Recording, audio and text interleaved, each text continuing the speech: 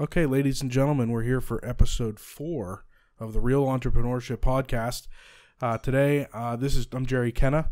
Today, we're here with Gerry Irwin, and Jerry is a real estate agent and up-and-comer and entrepreneur. We met a few years back, and he's got quite a social media following and always seems to be hustling. So I reached out, and we're going to have a talk and see who is Gerry Irwin and what he does. So, thanks for coming. Yeah. Thanks, Jerry. Thanks for having me. I see what you do too, and you're putting out great content, and excited to be here this morning. But yeah, so a little bit about me. I'm a father, entrepreneur. I've always been an entrepreneur my whole entire life. Always been fascinated with turning $1 into $2, So yeah, since I was young, that's pretty much been what my whole life has been geared towards, success and, striving for more. And, Are you from around here? Are you from around Pittsburgh? So born and raised in Penn Hills. Okay. Always Pittsburgh. I did spend a couple years in California. Okay. That was an experience that opened my eyes to the world, as a whole. Yeah. I think whatever business you're in, you got to take a trip out west, like once a year. Yeah. Because it just seems like they're always just a little slight bit ahead of us. Oh, really? Oh, yeah. I mean, with anything, trends, like drone videos. I do drone videos for all my listings. Mm-hmm. And, I remember they were doing them in California. No one was doing them here. And it literally took about 2 years for, people in Pittsburgh to start, really taking that approach. So I feel like, no matter what business you're in, I'd take an annual trip. Yeah. Out to California. Where in California did you live? So I lived about 15 minutes from Laguna Beach. Okay. Capistrano Valley. Okay, that's near LA. South? I'd say about an hour from South. Los Angeles. Yeah, south. Yeah, okay. And I'm still in touch with a lot of people. Yeah, I actually went. I think I was in 10th grade. I went to high school there. Oh, really? Yeah. Oh, really? That was an experience. Yeah. So did you graduate there? I was wearing Abercrombie and Fitch. And they. I remember the first day of school, I was like complete culture shock. I was like, man, it's so different. What were they wearing? They were on to the Ed Hardy already at that point in time. And then I remember we came back here and then everybody started wearing the Ed Hardy stuff back here, and it was about a year later. Yeah. So, but my brother he's in the Air Force, and he lived in California for 3 years. He was in Temecula, so I don't think it's too far from you. No, it's not. Okay, it wasn't. Yeah, it was beautiful out there. I went out and visited last May, for a few days. But it's beautiful out there. Love it. Yeah. I love it. I got to get back out there myself. Yeah. So you have one child? Two kids. So my son, Gerald Irwin IV. Okay. And my daughter, Nora Rose. Okay. And I'm engaged. We'll be getting married soon. My fiance, Jessica Matucci. Mm-hmm. She's my rock, man. Yeah. I wouldn't be where I was today if it wasn't for her. Yeah. I think that's pretty common for an entrepreneur. For real. You can't do this without somebody that's really got your back. Yeah. Especially when you have kids, Oh yeah. And that changes everything, man. Your motivation just it switches. It's like I was motivated before, but now it's like a different type of motivation. It's not about me anymore. It's 100% about them. Absolutely. Every move I make is about benefiting them in the future. Yeah. So you're in real estate, and you're with what brokerage house are you with now? I'm with Realty One. Realty One. They're huge out in California, and just came here about, I want to say 8 months ago. Okay. We already have 50 agents and 3 offices. Yeah. New offices opening up in Wexford now. Okay. We're spreading like wildfire. I think the company will be a household name. Just give it another year. Yeah. And everybody will know who the company is at that point. And they structure the deals a little bit differently, right? So they structure the deals way differently. You know, they like to call themselves an unbrokerage because there's nothing traditional about Realty One at all. It's all about giving back to the agents. You know, a lot of the traditional brokerages with their commission splits are just it's tough to make money. It's really tough. It's really tough to make money. You know, my first year in business, you know, I was at like a 50% split, and I remember getting the first check, and it was pretty, you know, it was discouraging because it was like it's hard work. I mean, people think you become a real estate agent, it's this easy career path. It's the furthest thing from that. Yeah. I didn't sell a house. I think it took me like 8 months, you know, and I was doing open houses every Saturday and Sunday in the luxury market in Fox Chapel, every Saturday and Sunday for a whole year. And then finally, about month 8, I sold a house for $910,000. But prior to that, I was like contemplating quitting. Yeah. You know, it's very hard. I remember sitting in my car in the parking lot with my son on the way, and I was like, man, is this going to work? I don't know if I can do this. Yeah. Well, 8 months without, and you don't get no paid. Income. No yeah. income. Yeah. I mean, that's. Yeah. I mean, I saved up prior to that, knowing that, and that's what I would advise anybody to do. If you're going to jump into real estate, you need to have, you know, some savings. Yeah. Yeah. Yeah. No, it's definitely. And it's not like you're not working for that 9 months because you're showing everybody every property they want to see. You're chasing people around, taking them all over town. You're on call 24/7. Every day, every It's the largest purchase anybody's going to ever make in their life. Yeah. For the most part. Yeah. And, you know, so that you need to be there for your clients. And that could be 11 at night, midnight. Yeah. You got to answer that phone and be there for them. Yeah. So what got you into real estate? So my grandfather, Gerald Irwin III, he was an appraiser. So he just literally retired about 5 years ago. And me and my little cousin, Mason, when we were little, we were always riding around doing appraisals with him. You know, I remember seeing him hopping fences, running from dogs, you know, the whole nine. So plenty of memories there. But my dad's a real estate investor. He owns rental properties. You know, he's always, he's flipped properties, you know, so it's just kind of been something we always did. And I guess before I got into real estate, I opened a barbershop. I had a barbershop. Oh, did you? Yeah. Had a barbershop in Monroeville, spent all my money putting into this barbershop. And I enjoyed cutting hair. You know, I definitely enjoyed the craft, but I got bad knees, standing all day. You know, and you know, I have big goals and ambitions, and I was like, man, how many $20 haircuts am I going to have to do to make $1 million? Yeah. A lot of haircuts. A lot of haircuts. Yeah, a lot of times those kind of businesses, you end up basically just buying yourself a job. And there's no way to franchise. It's tough. Yeah, I mean, it can be done, but I mean, yeah, odds of that. You got to have something different, and then you have to deal with all that, and that's a lot. Right. That's a lot. Yeah, but so I shut that down and was like, I almost contemplated selling cars at one point. Yeah. Because I knew I had a sales ability. Right. So I was like, I got to get into sales. And I figured, you know what? Real estate's the most expensive thing anybody's going to ever buy. I enjoy it. And that's how I got involved. Yeah, that's good. So where do you see yourself going with real estate? So it's been cool. The transition for me is like, so I work with a lot of investors. I work with investors from all over the world. I got like people in California that I mentioned that I'm still in communication with this day. They buy property. I have investors from Florida, Saudi Arabia. Really? I met with a guy from Saudi Arabia yesterday. I'm really excited about him. But they've all reached out to me through referrals. And they all want to invest in Pittsburgh real estate. I mean, it's very popular nationwide.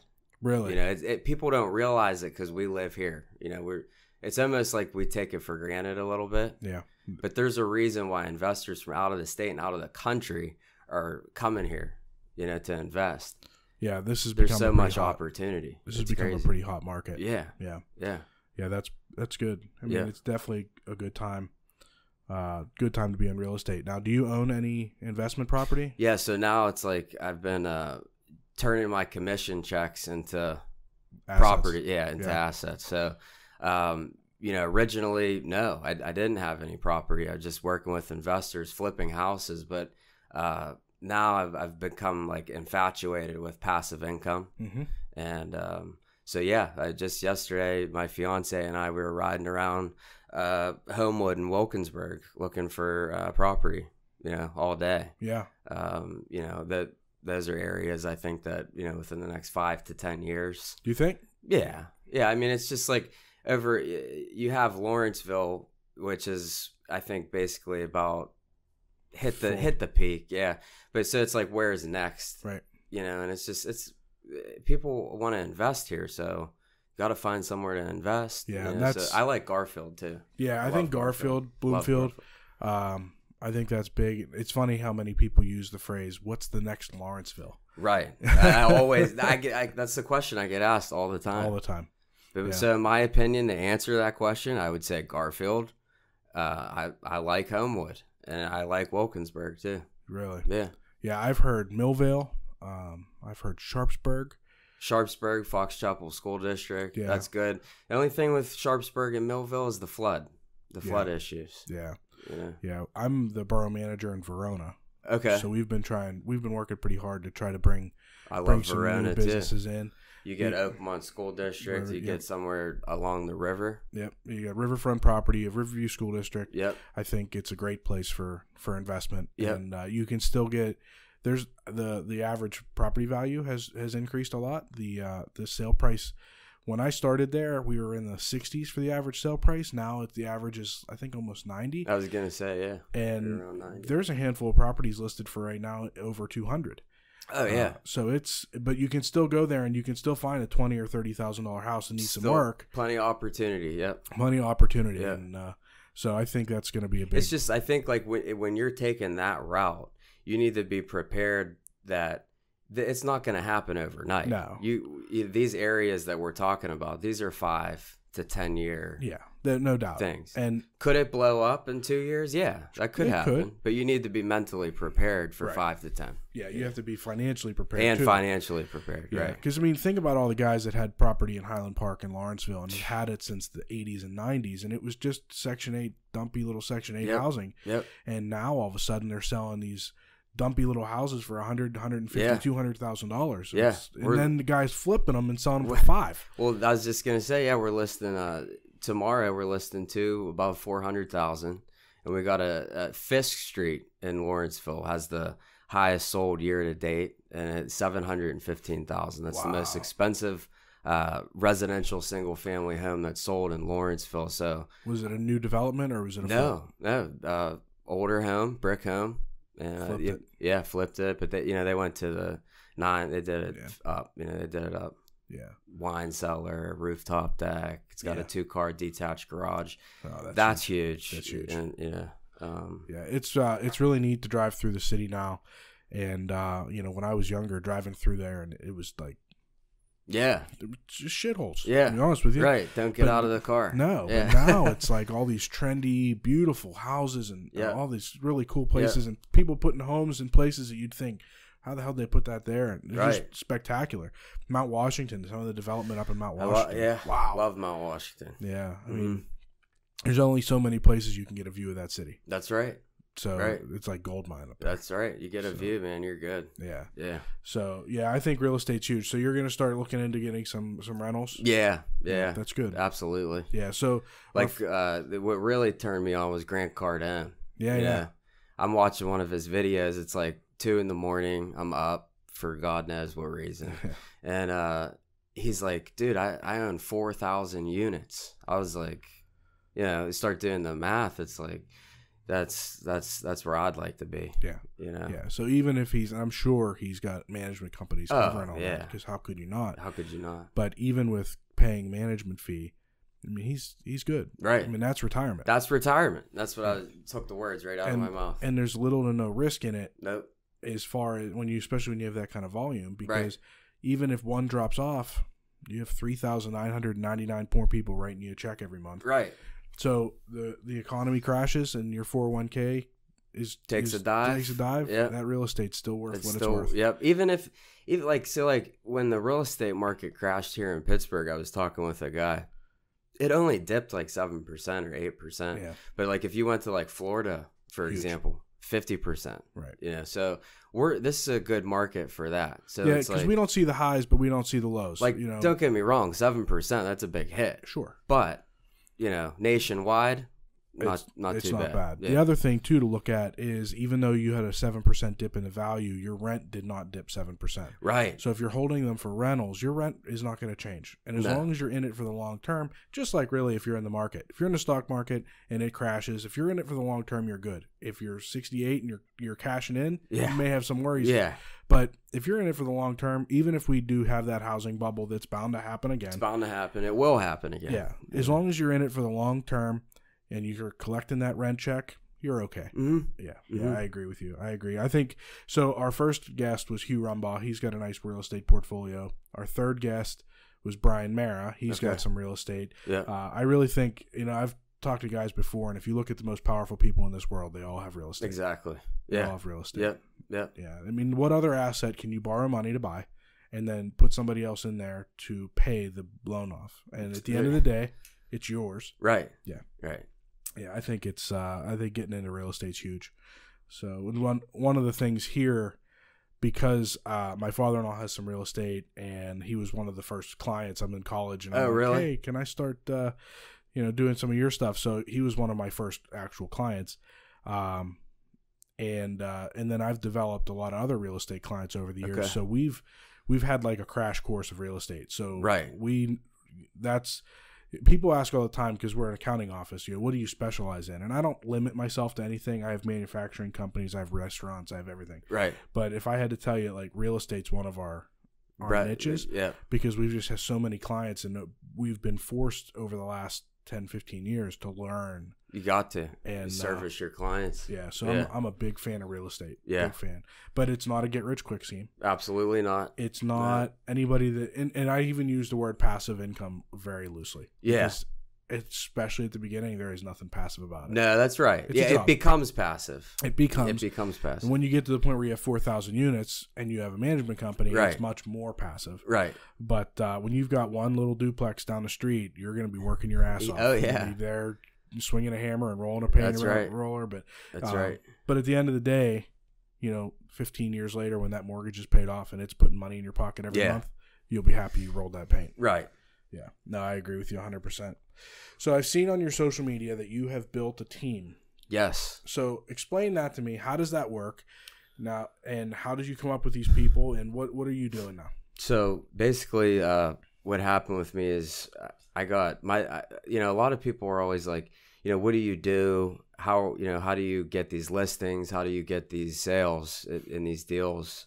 I have a huge network. I think it's so important where if you're in sales, you got to get out there. You got to network. You got to meet people. Your sphere of influence is everything. Mm-hmm. There's no secret to that. It's, you don't just buy some new system that generates leads. That's not gonna work. So, but I got so busy. I got so overwhelmed to the point where I was forced to get up at 4 or 5 a.m. just to be able to service my clients, and then I was in the office till 10, 11, 12 at night, and so that's what really started the team, because I was like, I health wise, I don't think this is a good thing, and I was not spending enough time with the family, and so started a team, and we have 4 agents right now, underneath me, but I think the main part to my team is that I don't consider it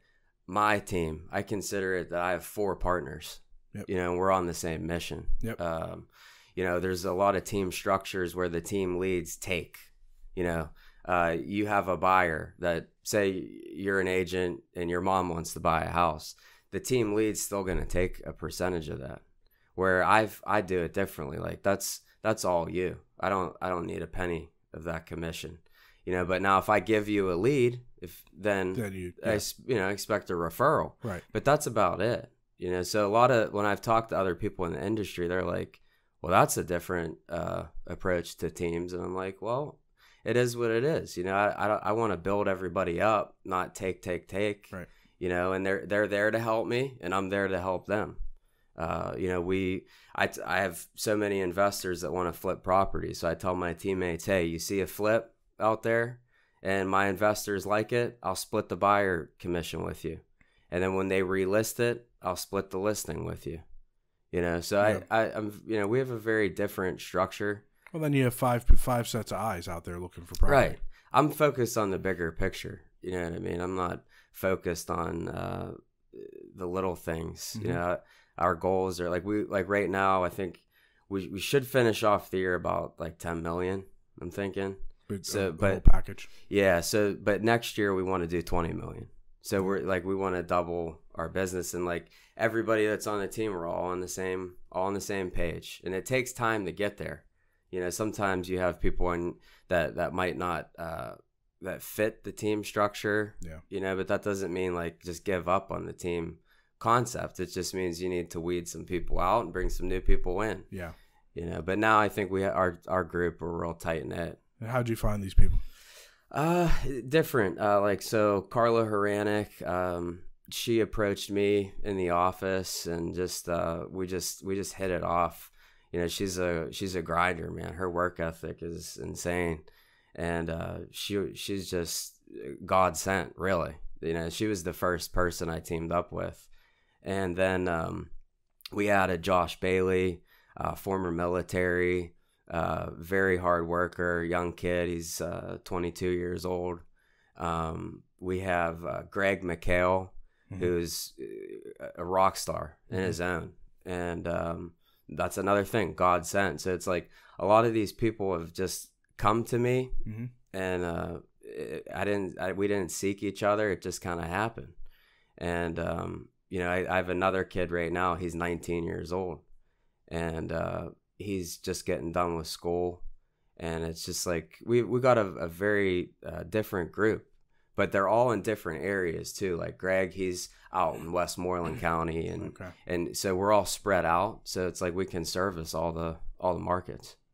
But yeah, I mean, we're really excited for what we're doing. And Realty One, I mean, that's what's really taken us to the next level, to be honest with you. Yeah. So they don't split the commission with you.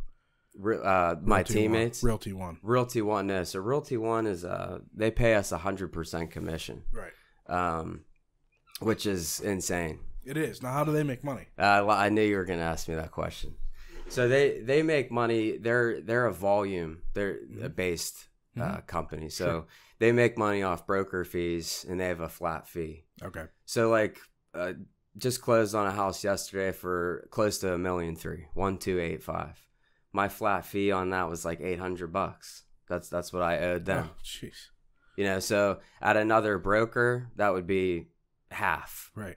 You know, yeah, that'd be a lot. Or that would be you keep 60%, they take 40%. Yeah. You know, there's others where it's they 70. You know, but there's nothing that comes close to this 100% commission. Close.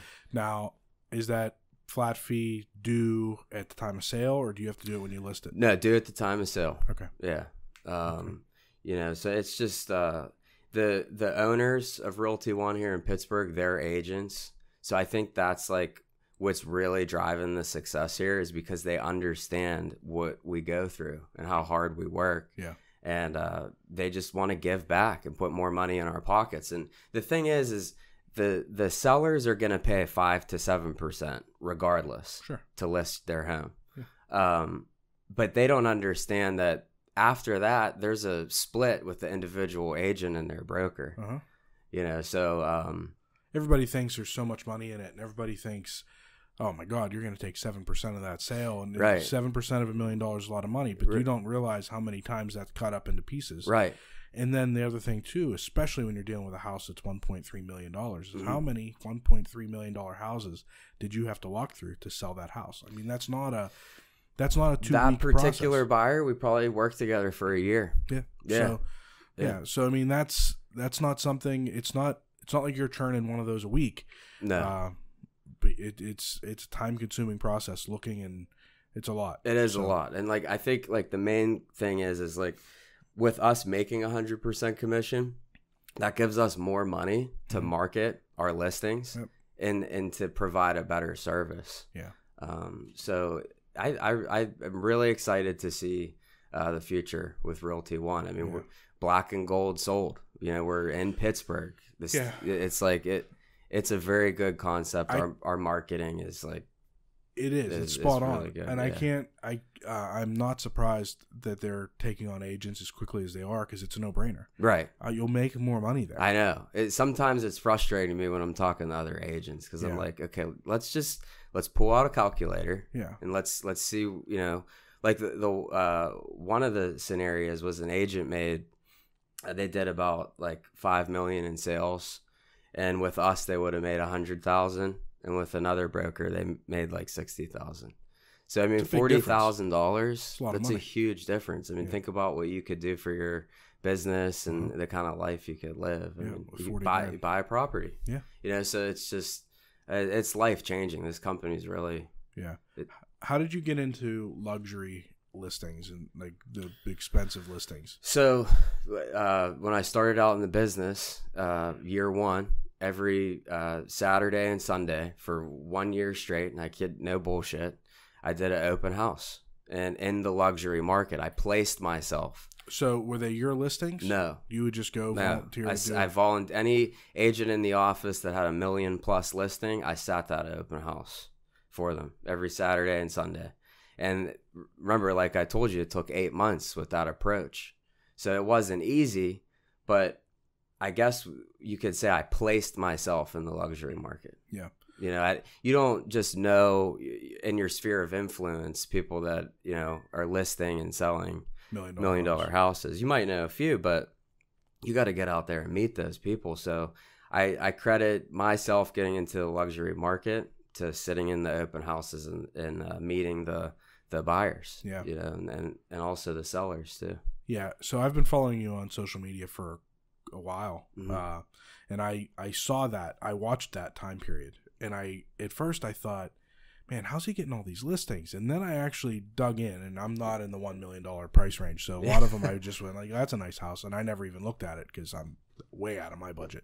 But for now, yeah. That's right. Yeah. We're working. Yeah. But I clicked on a listing once, and I'm like, this isn't his listing. Right. But he's out there hustling this listing. Right. And if he ends up with the sale. Right. So it made sense. It all clicked. And I'm like, you're putting yourself there. So you're getting the leads that are $1 million leads. You're talking to the $1 million sellers. Yep. You know, by just putting yourself there. Yep. So I thought, wow, that's a way to approach it that I never really even considered. You don't need the listing. No. You just need to be the guy showing it. One thing is, like, you don't want to ever claim that listing to be yours. You know, you want to say, I'm sitting this open house for another agent. Right. You know, but yeah, I mean, it was not an easy approach, and I remember everybody kept saying to me, like, why don't you do an open house in a 200,000 or 300? And I was just like, this is my goal. This is what I want to do. Yeah. You know, and it took a while, but it worked. And like, there's people I'm still dealing with to this day that I met at an open house 2 or 3 years ago. Really? Yeah. You got to stay in touch. Yeah. And that's the thing, in that market, they want what they want. Mm-hmm. You know, like, everything has to be perfect. Well, if you've got $1 million to spend, you're not going to compromise. Right. And you don't need to. Right. You know, so that takes time to find everything that they want. You know, like with that deal I did the other day, had to have laundry on the same floor. You know, so like what we ended up doing was actually moving it to where they wanted it. But you know, it's just the little things, and the luxury market. It's a longer approach for sure. It makes sense, but in the long haul, if you stick with it, you stay consistent, it'll work. You know. Yeah. But yeah, that's how I got into the luxury market. I think it's important to find a niche. Yeah. And find something that you can focus on. I think that was smart. I think it was smart, and you just put it, you know, just made it happen. And so I found you on social media. We did meet in a little situation where I witnessed a hit and run, and it was your car. Yeah, right. But at Hofstad's. Yeah. But then I found you on Facebook. We became Facebook friends. And then I've followed you over the last 2-3 years on social media, building that. And so social media, from my seat, seems to be a big part of your marketing strategy and your It's plan. huge. What got you started there? Do you have any tips, secrets for somebody that might be just starting out in real estate or something like that doesn't For social media? Social media, yeah. I think it's important to, you got to keep it real at all times. Just try to always be yourself. Yeah. You want to try to let your personality shine through, even just type in your words. But social media, I think why it's so big is it's free. Yep. You can reach a mass audience. Like you do a sponsored post, you spend $20 and you reach 5,000 people. Imagine if you, back in the day, you would have told somebody that, hey, $20, we'll get your name in front of 20,000 people. Now, it's not that easy though. No, it's not. It's not easy at all. I feel like it's a lot of work. People, you gotta like right now what I'm into is the algorithms and posting at the right times. So it's like yesterday was the peak time to post was or Tuesday was 3 a.m. Really? 3 a.m. And so there's different times with an Instagram and Facebook with the algorithms, and I just think know those times and post at those times. Doesn't it make sense? Yeah, it does. Now, how do you know that? Google. Yeah, just it's in my history. So every day, I'll just type in on what's the best time to post on Instagram, and then it comes up. So say today is Thursday, and see what's the best times. That's interesting. Yeah. That's interesting. So I've been doing a lot of research in Facebook marketing, Google ads, things like that. My wife just started a t-shirt I saw that store. I want a couple. I want a couple of those. Order them up. Yeah, I will. Yeah.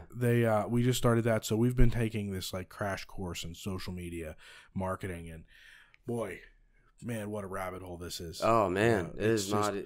But the power is incredible. Yep. I mean, being able to, the hardest part of it, in my opinion, is defining who your audience is. Right. Especially with a t-shirt. Who wants a t-shirt? Right.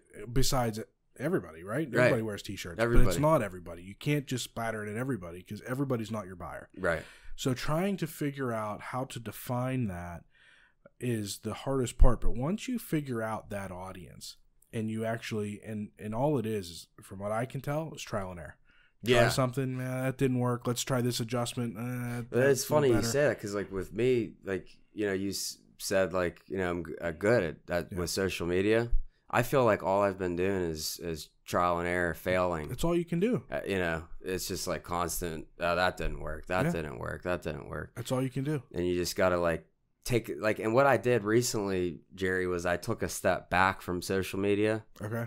And I didn't post for a couple weeks. And I just kind of was studying social media more so. Yeah. And that's when I came across certain times. Okay. You know what I mean? Yeah. So sometimes you got to take a step back, breathe, and be okay, come up with a solid strategy. Yeah. And I think that's something that I've kind of come across too, is instead of trying to guess what these people like, everybody's information's on there. Right. So what I started doing is looking at the competition. Yep. Looking at their page, yep. Looking at their comments. Yep. And looking, okay, well, this lady says she bought one. Well, let's go in her profile. What's she like? Yeah. Right. Okay, so she's got a cat and yep. she likes to go do yoga. Yep. So you just have to come up with, go through 100 or 200 of these people and think, okay, well, all of those people have these 3 things in common.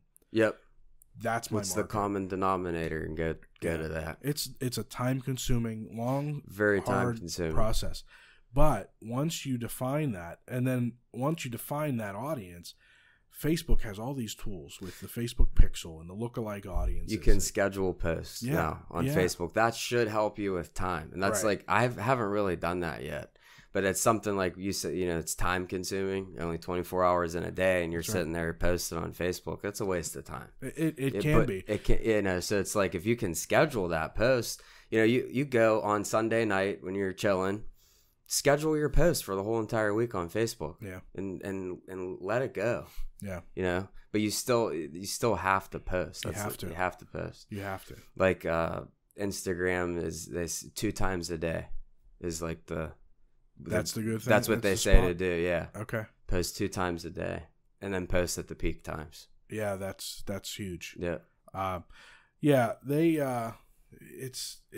a lot, and the one thing I've learned too in doing this, and when I first started, especially with doing the videos, I think videos are huge. Videos are huge, but really tough though too. They are. People think it's easy. Just take your phone out and go. Like you look like an idiot. You look like an asshole. Yeah. And then not to mention, you're walking down the street talking on the phone. Right. You look like an asshole. Right. But the one thing that I noticed, I did a video a few months ago where I had like 2 or 3 clients all in the same week that were asking me about a corporation and setting up a corporation. And somebody told me I need to do this, and then do I need to do this? And then one person said they did it, and their accountant told them they don't need to worry about treating it any differently. And I'm like, what? Yeah.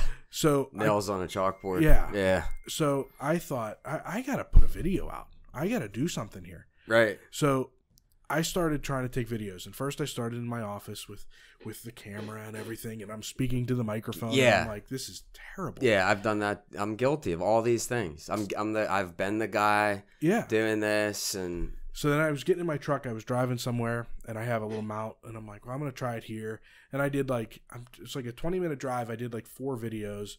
Finally had one. I'm like, that one's okay.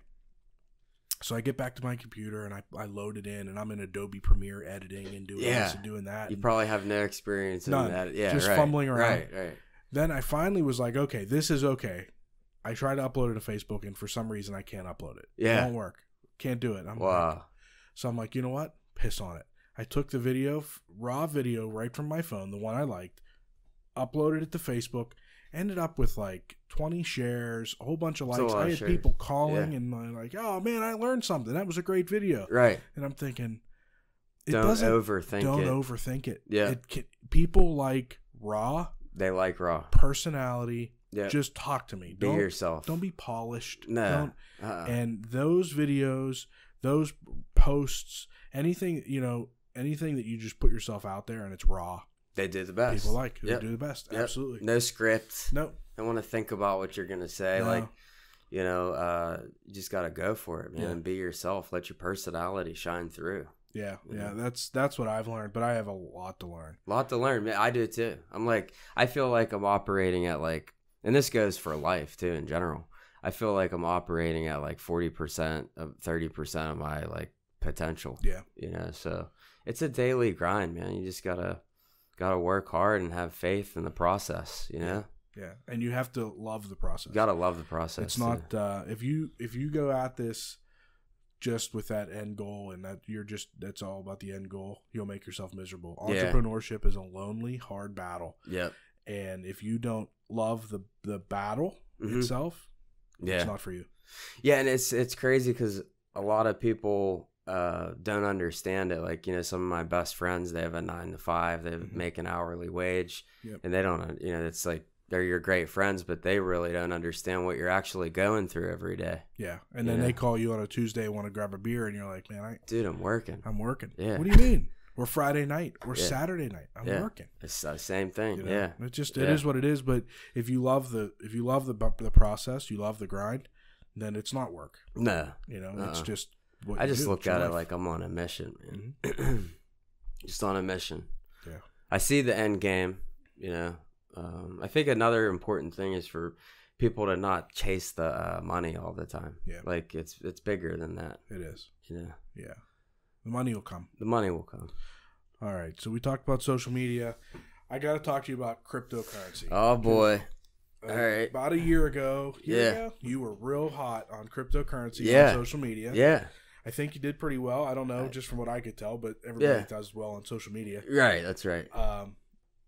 Are you still in it? what's your thoughts on crypto? What has happened? The ups, the downs. Where are you at with that?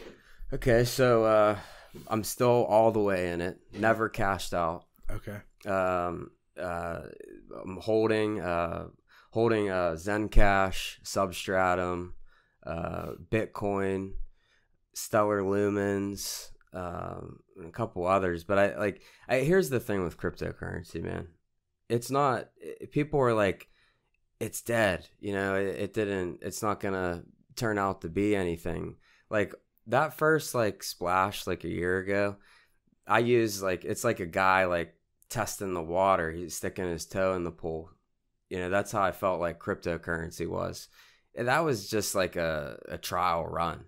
Cryptocurrency, to me, this is just my opinion, is here to stay for a very long time. It's just the ups and downs right now. The world, I mean, it took the world by storm. It did. I mean, and I think all the governments and everything, they didn't know how to handle it. So when something like that, when the governments don't know how to handle something, that means it's probably going to be pretty big. Yeah. So right now, in my opinion, I would buy some today if you can. I think that 10, 20 years down the road, it'll be here. I think it's going to run a lot of businesses. I think eventually cryptocurrency will get involved in real estate. There's people buying and selling properties for Bitcoin. Really? Yeah. It's just I think the general public, I guess, is I don't think they fully understand. No, they definitely don't. Yeah, I think that crypto is right here, right now, but it'll jump. Yeah. I tend to agree. I like the reason I like crypto is because I like the concept of it. Mm-hmm.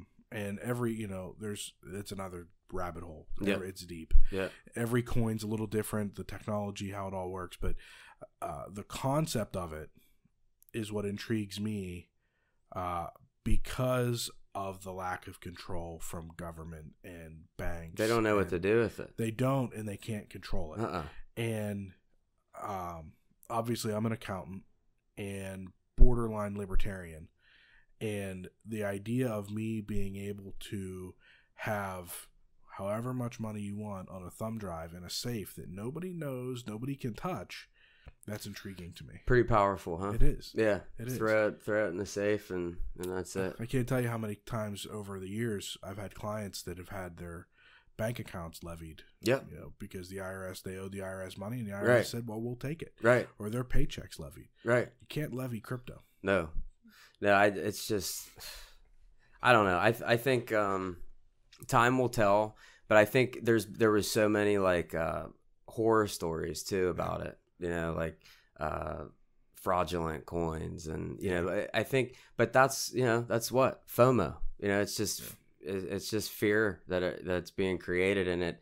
Honestly, the big time crypto investors, they're happy to see people panic sell. Yeah, they're happy to see people get out. That's more for them. And right now, that's where it's at, is they're just buying it up and waiting for the next push. That's all it is. It's gonna pump again. Yeah, I tend to agree. When it'll happen, I don't even know when. What is Bitcoin at right now? I haven't checked. I haven't either. I think it's 6,100. Okay, so it's not like it still has a lot of value. I mean, a lot more than what it started out at. Right. I remember when I got introduced, it was about 800 a coin. Yeah. So I mean, if you bought one for 800 and now it's 6,000, I mean you still did pretty well. Not a bad investment. Yeah. No, yeah, I think it's interesting. I bought into Stellar Lumens.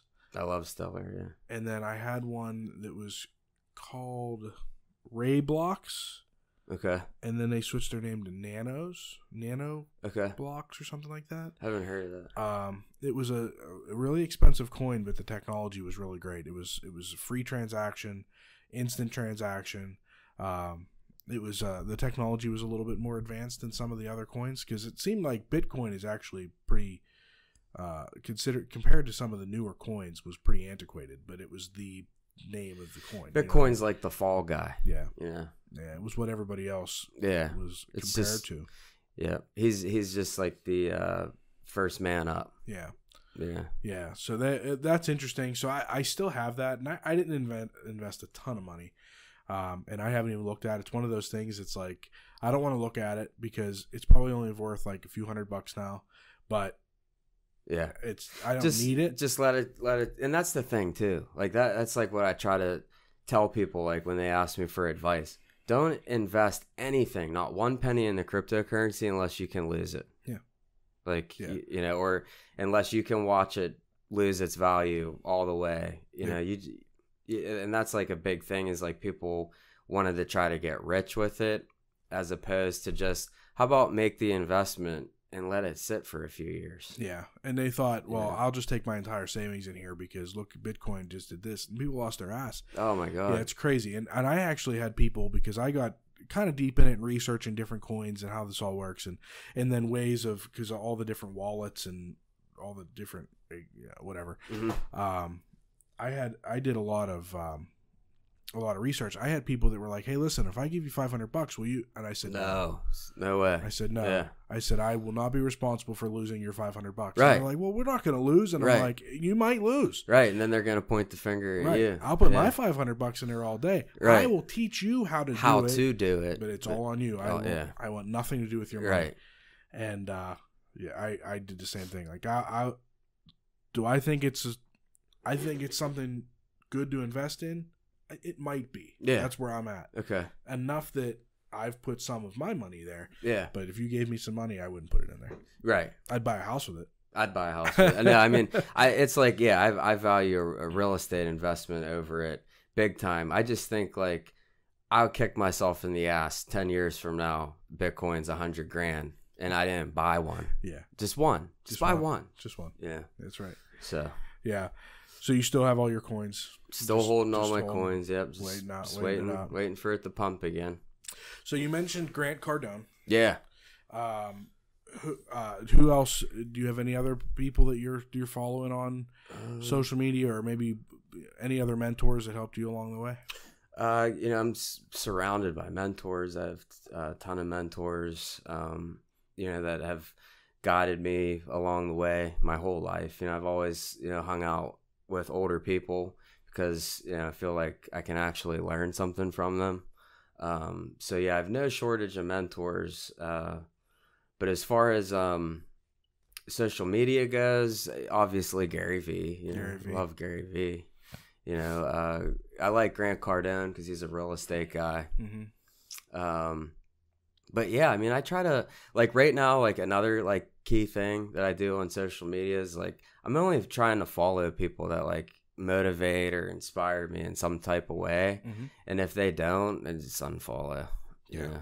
It's just, like, negativity. Yeah, I agree with you. You have to keep that circle small. And I actually, beginning of 2018, I decided everybody does their New Year's resolution.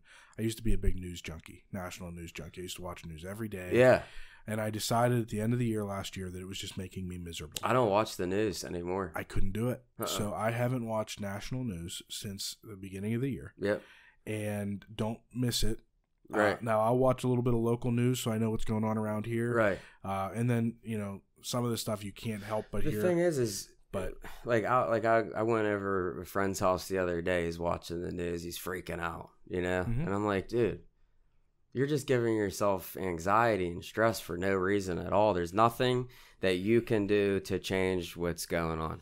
No, literally nothing. And honestly, just stay in your own lane.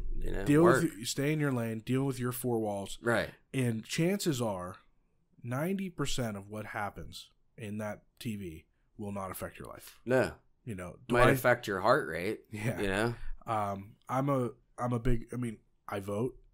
I have. I know who I support, and I do enough watching and listening and reading to know. That's what I feel. I'm with you on that. I feel like you when you vote for a candidate, that means that you have trust in what they're gonna do. Right. So why do you need to watch every step of the way? And all you're getting in the news nowadays is you turn on one channel and they're bashing this side of the aisle. You turn on this channel and all they're doing is bashing the other side of the aisle. There is no channel right now, in my opinion, that actually gives you the news. I agree with you. And it's impossible to get. It doesn't matter what the situation is nowadays. Yeah. It's like, okay, you just told me about that story. Why did you tell me that way? Right. And both sides, it's like, right. I just thought, you know what? I can't do it. Stay out of it. I can't do it. So, I mean, I'm still involved enough that I know who to vote for, and I still think it's important to vote and put my voice out there. But I've gotten more involved in local politics. Okay. That's cool. Because I think that you can influence change here. Yeah. You can do things like boots on the ground. Yeah. I mean, what happens at your local township supervisor meeting or your borough council meeting? Right. You go to the Oakmont? I go to some of them. Some. They tend to go very late at night because they don't. It's a long story. But I'm involved enough that I have a good relationship with a bunch of the council members, and I know what's going on. I definitely voice my opinion, whether they want to hear it or not. Yeah. Sometimes freedom of speech. Yeah. But they. So I'm involved as far as that goes. But I'm the borough manager in Verona, so I have to go to all those meetings. And but as somebody that goes to one of those meetings or is active in your local politics, you can actually influence change. Absolutely. And you can actually help a core business district have more businesses in it. You can help property values in a town go up. You can help businesses open up in a town. But in a national level, me or you, it's very difficult for me and you to influence the nation. You're not gonna. But if people like us focus on our little square mile borough, no, if that's everybody different. does that, everywhere will be better. Right. Right. So I'm a big, I see people with these rants on social media about, this person did that or said this on Twitter or that person's running for, Supreme Court, all this stuff. And I'm like, handle your four walls. Yeah. Until you and your wife and your kids have done no wrong. Right. Don't judge anybody else. Yeah. Just focus on you. Yeah, house of glass, man. Yeah. It's just like, I think life is stressful as is. Yeah. You don't need any more of that. No. You don't need any more of that. No. And you're not going to change nothing, so. No, I got enough to worry about. Nothing. Yeah, right, man. Yeah, no, I'm the same way, man. Yeah. I'm the same way. So if you were to, if somebody came up to you and you mentioned that one of your team members is just getting done with school, so you're in kind of a mentor position now where you're going to try to help somebody. Yep. If somebody came to you and was trying to get into the real estate game, how would you help them? Where would you tell them to start? What would you tell them to do? Well, first off, I would tell them to join Realty One, whether they're joining my team or not, so they can put the most money back into their pocket. Yeah. So they don't get discouraged when they get that first commission check. Yeah. But I think it's when you come into the real estate game, you got to come up with a game plan and stick with it and be consistent. There's not one right way to do this business. There's so many different lead generations, and some people are good at cold calling. Some people are good with for sale by owners. Some are good at open houses. I think the thing is you need to do a little bit of everything year one. Don't be closed minded ever. Try it all, see what you enjoy, and stick with it. Yeah. Yeah. But plenty of opportunity in this business. So, I think for the right person, it's a great career path. Do you do anything on the internet for lead generation besides just posting posts on Facebook? Do you do any sort of lead website, like a website to try to get leads or anything like that? Yeah, I do Zillow. But I mean, it's just, I think, like, because someone just literally asked me this yesterday, and I'm like, I really think about it, all my business comes from my sphere of influence and my network of people. Yeah. There's nothing special about what I'm doing. I'm just getting out there. I'm talking to people. Right. I let everybody know that I talk to, what I do, if they don't already know. Yeah. And it's just, I think that's more real. That's more organic. Yeah. Versus some internet lead. Yeah. Now, don't get me wrong, internet leads are very powerful, but me personally, I like to shake someone's hand. I'm more old school with it, like that. Yeah, I almost wonder if So with an internet lead, so we've been doing all this research for the T-shirt stuff, and we started looking at this software called ClickFunnels. Have you ever heard of it? No. This guy created it his name's Russell Brunson, and it's basically a website builder, but it's designed it's a sales tool. Yeah. And you can do it for anything from, you ever see those offers on Facebook where it's free plus shipping? Right. Okay. So right.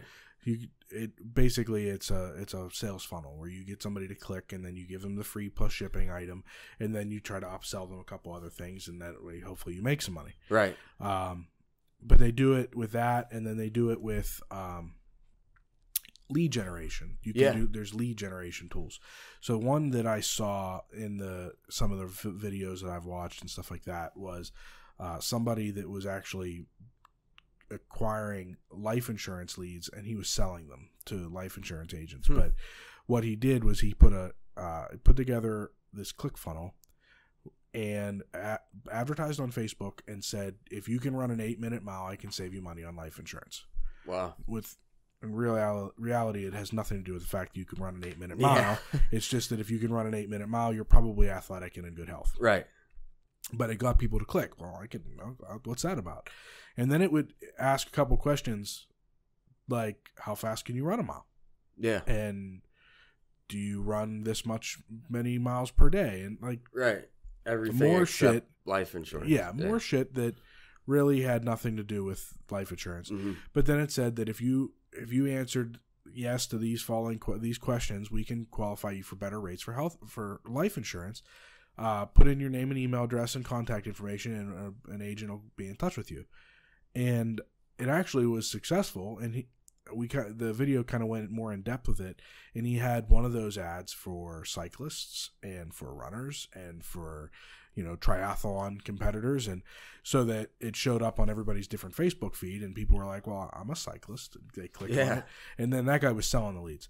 But wow, it seems like it could be a powerful tool for something like that. Yeah, like, don't get me wrong, like for as much as I like the old school way of networking, I mean, I'm so into the internet leads. I just think I'm trying to find that next thing. Yeah. And what I'll tell you is, I think like paid close attention to AI and artificial intelligence, and get your database going, collect as many emails as humanly possible. Look into chat bots. Yeah. I've been looking in, I got one created. We created a chat bot.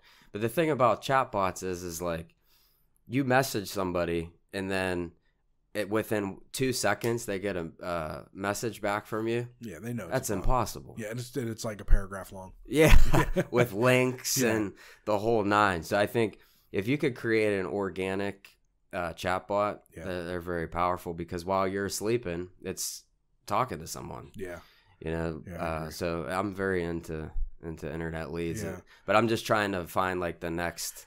Way. And that's the question would that be effective with $1 million buyer? Probably not. Yeah. Is $1 million buyer going to just plug his information in, or is he going to talk to his buddy that just bought $1 million house and go, but a first time home buyer millennial might. Yeah. So if you're looking at, so I think it's the audience. It's your audience. It's your audience. Yeah. Which is the whole thing, like we talked about before, trying to define that audience, and for different businesses is more difficult than others, I think, but for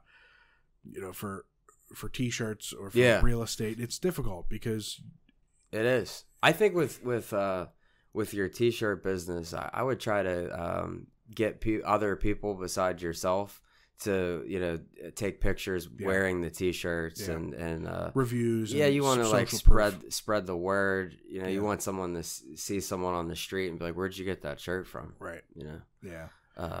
It's tough to start out because you got to get some people to get them, and I think what it's going to be is that we're going to end up basically doing a giveaway where we give away 20 shirts or something like that. Yeah. And honestly, the money that you would invest in 20 free shirts is small compared to what you will eventually throw into a rabbit hole of advertising costs trying to do it without it. Right. So people aren't going to stop wearing T-shirts. So I think it's like. It's more like the long haul, like with the T-shirt business. Yeah. I think, and I was reading an article that said that it's expected to actually grow and I forget what the percentage was, but it was astronomical between now and 2025. Yeah. It's becoming even more popular. I think because people are, dressing a little bit more casually for work nowadays than they used to. And, that's very true. Yeah. So it's interesting. Yeah. So anything else you want to close with? Well, I guess, Jerry, thanks for having me. Yeah. It's awesome to see what you're doing. I think this podcast? Yeah, it's a podcast. We put it on video on YouTube as well. Okay. The whole idea with it is that it seems like there's a lot of people on social media that are the cool thing right now is being an entrepreneur. Yeah. It's a cool thing to do. It's like the rock star, all of a sudden. And there's all these people out there pretending to be. I know. And they've got their rented cars and their big expensive watches. It's hard to watch sometimes. So it is. That's why it's best to just not watch. Right. Post and get the hell off. Get the hell out of it. But the whole idea with this was to try to showcase people that I know are actually in the grind. Yeah. And that are actually putting in the hours to try to give a little bit more light, not to discourage people from doing it, but to show that actually to inspire people that maybe are in it and it's not everything they thought it was going to be, because they were like, well, I've been doing this for 6 months. Where's my Lamborghini? Right. To show that it's not a 6-month process. It's a 10-year process. Right. It's a lifetime of work and hustle and hours and grind. And, not to discourage, but to say, keep going because you're doing it. You just got to keep doing it. Look at like Ray Kroc, Who's that? The guy for McDonald's that franchised it. Okay. Yeah. He was like 50 years old when he was an entrepreneur, failed so many times and didn't hit it big until he was in his 50s. Look at Colonel Sanders. Yeah. He was in his 70s or 80s when he finally had the He's still on the commercials. Yeah. So, I mean, it's never too late. Yeah. And I tell that to clients all the time that they're in their 50s and they're like, I'm starting to think, but I think I might be too old. No, never too old. Never too old. It's never too late. And nowadays with the internet, there's nothing stopping you. No, literally. You can come up with something to sell on the internet, and whether you're reselling stuff that you find a manufacturer for, whether you're drop shipping stuff, whether you're selling t-shirts, whether you're doing online webinars on how to use a welder, there is somebody out there that is willing to pay you to do it. And you don't need a brick and mortar store anymore. You don't need to pay rent. You don't need to pay, half the time you don't even need inventory. So much opportunity, man. So much. It's like, I think like the older generations, they're rolling over in their grave like, what are you guys doing? Yeah. This is so easy. It's so easy. Why are you not doing it? There is a lot of money out there to be made, but it's not easy in the sense that it's going to happen overnight. Nope. But compared to, it's easier to get started now than ever. But it's not, the process once you're in there is not easy. But honestly, 50 years ago when somebody opened up a shirt store, people didn't just roll in. They needed to advertise. They needed to get out there. They needed to do it. So it's the same. Right. It's just, it's a different location. Right. You're online now. It's all virtual. Like something, like that old school t-shirt shop, like how would they advertise? They might go in a magazine or a billboard or flyers. Yep. Now, Facebook's your magazine, your flyer. Instagram's your magazine. Because like this magazine reached out to me the other day to advertise. They wanted like $300 for a slot. Yeah. And I was like, I'll just spend $10 on Facebook. Yeah. It's the same thing. Do you know how much more people you can get in front of for $300 on Facebook? Oh, if you spend $300 on an ad on Facebook, you should have at least, if it's a video, like 10, 20,000 views. Yeah. It's going to be huge. Yeah. So, yeah, I agree. It's all about trying to figure out where people's attention is. Yeah. And right now, I mean, billboards, people are still driving, so I guess people are still focused. Billboards just kind of like brand recognition at this point. Yeah. Their TV, I think, is dying because I read an article, and I think we talked about it on another podcast, that of millennials from, I don't know what ages, up to like 28 or something like that, like 60% of them don't watch television. Yeah. Don't watch television. I just watch football. Yeah. That's it. So many people are like that now. And then what even goes even further that this article didn't say is that the 40% that are watching are probably DVRing it and fast forwarding through the commercials. Yeah. So it's crazy. The advertising that you're spending thousands and thousands and thousands of dollars for, right. Nobody's watching it. Nope. So I think that whole advertising shift, you have to go to people's attention. People are paying attention to their phones. They're in their phone all day, every day, scrolling through. You just need to be in front of their face, which if you're not on Facebook, Instagram, Snapchat, YouTube, if you're not on there, you're irrelevant. Yeah. Sad but true. Yeah. That's the whole idea with this is we're trying to build more a larger audience, whether it's outside of Pittsburgh, and then even, we're set up here. We can actually do tax returns nationwide. I love it. So you'll be doing mine this year. Yeah. Excellent. Yeah. Looking forward to it. Yeah. So that was the whole idea. We're trying to get a bigger audience, show people what it's really like to be an entrepreneur. Yep. I love the concept, man. I think you're going to do great with this show. Yeah, it's fun. Yeah. So anybody that's listening, if you're an entrepreneur, let me know. Hit me up because I'll the seat will be open. That's right, man. So, well, Jerry, right, man. Thanks, Thank you brother. very much. Thanks for coming in. Yep. All right. All right. Thank you. All right.